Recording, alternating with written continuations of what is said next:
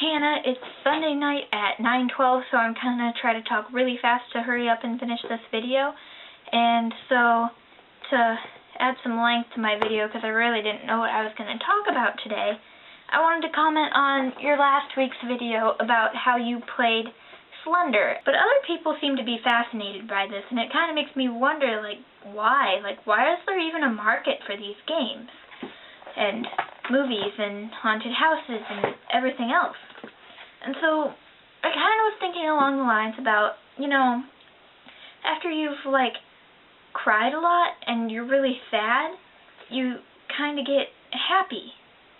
It's kind of an opposite thing where you have to feel this horrible, wretched, awful emotion to feel really happy and excited and love stuff. So maybe it's something like that, where we try to scare ourselves so that we can feel safe later on. So I don't know if that's why people decide to play these terrifying games. Maybe you can answer why you decided to play Slender. And I know what is fun to me about these games is seeing other people play them. Because at the end of your video, when Slender caught you or whatever, you were all like, "Yeah!" And it was really funny, and I was cracking up. But it was at your expense because you were terrified. And it just doesn't make sense to me. Maybe you can explain why this is entertaining to me. Yeah, so I've been super busy lately doing sports. I had a tournament on Saturday for badminton.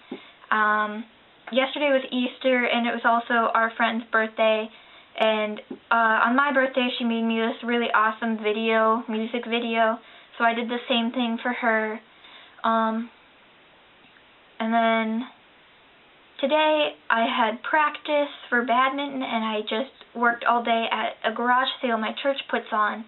And my church is really great, and it does all these really awesome youth trips, but it kind of gets really expensive. So this garage sale, we all work at it so that we have credit and we can go on these trips. So today was the only day I was able to work that garage sale, and I worked for 8 hours, so I did a lot, and I'm super exhausted right now.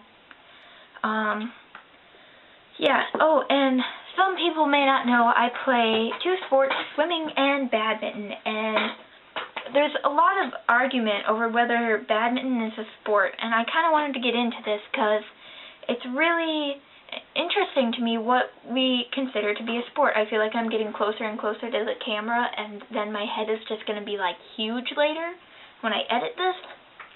So anyway, people are like, "Oh no, badminton's not a sport, it's way too easy." And then other people are like, "Oh, dance and cheerleading and whatever under the sun you want to consider not to be a sport." And I kind of find that crazy, because